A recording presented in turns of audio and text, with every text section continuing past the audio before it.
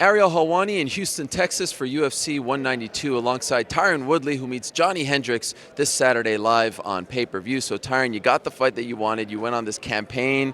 You stumped for it, but you got it. 48 hours away. What's going through your mind? Just seize the moment. I've been in this position before. I'm like the magical guy with the fights that you're not getting this fight, you're not ranked, you're not this, you're not that, and I get it. Last time I was blessed to get the fight against Carlos Condit, I seized the moment. I went out there and I executed. Nothing changed on Saturday night. It's funny because I was just talking to him about this. A big part of the build-up to this fight has been your 2005 match and the controversy surrounding that. What has it been like for you to think about that all over again and now meet the guy who for so long you've been dreaming of fighting once again, punching in the face? Yeah, moments after that and several years after that wrestling match, it was, I was kind of pissed off because, the Big 12 Conference is a big tournament. It would have been my second conference title. It would have positioned me differently in NCAA, and he went on to win that year. So it was almost sounded like I was kind of being a little bitter and a sourpuss, but it's what you guys needed to hear to get the fight. It was just a connection. It was 10 years ago. I was ranked number 1 at the time. He was ranked number 3.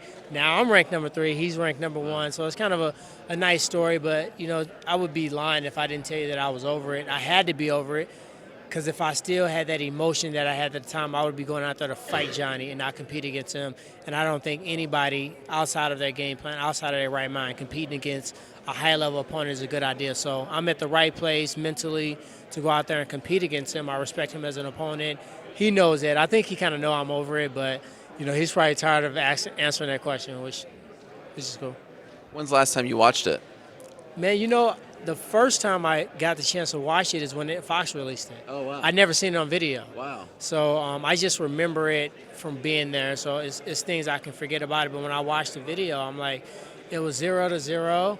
It was at the end of the second round. I was in on the leg trying to get a takedown, and 3 fingers found their way in my mouth, which I don't know what technique a grown man uses to put fingers in another man's mouth to defend a shot. But I don't remember if I bit him. Maybe I did. I mean, if you ask me now, if you put 3 fingers in my mouth, I'm going to bite your damn hand right now. So it was just a weird thing because he was just notorious for whining, and he's carried that over into the UFC, and I get to put my fist in his mouth on Saturday. You really wanted this fight. He didn't. He wanted a title shot. Does that favor you? Because at some point he had to come to terms with the fact that he, A, wasn't getting a title shot, and B, had to fight a guy that it didn't really seem like he wanted to fight again or compete against again. Do you think that favors you because he had to almost convince himself that this was, the right fight at the right time for him, as opposed to you, who tried to get it for a long time? I don't think he ever convinced himself this was the right fight at the right time. I think all the way up until right now, I'm looking over there. He's not excited about sitting over there talking about a co-main event fight and a non-title fight. I think that he had no option. I think that the title fight was presented to Carlos Condit, and he accepted, and now he has to fight somebody. Who else are you going to fight? I'm the only guy that's in that position to compete against you. And I think the advantage goes to me because he's going to come out with a chip on his shoulder, looking to prove to everybody, the fans he blamed for him not fighting for a title shot. When guys come after me, and you've seen this in the past, when guys come for me, I come for them, and it gets the best Tyron Woodley out. And that's what I'm looking for on Saturday. He said something about, he's going to remind people of why they should be scared of his hands. I'm not scared of his hands, and I'm going to walk straight across the cage, and I'm going to get it right in his face, and I think it'll be something new to him. I feel like we've been in this position before with you. Jake Shields comes to mind. Rory McDonald comes to mind. How do you try to change things? It feels like you've been close before, for whatever reason, stumbled. Why is this different?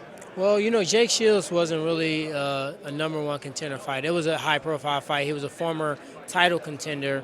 And, I just didn't execute in that fight. I stopped him. I basically nullified the whole fight. I stopped every takedown attempt. I led the only significant strikes. I thought at that moment I won the fight, but even if I did win the fight, I was capable of way more.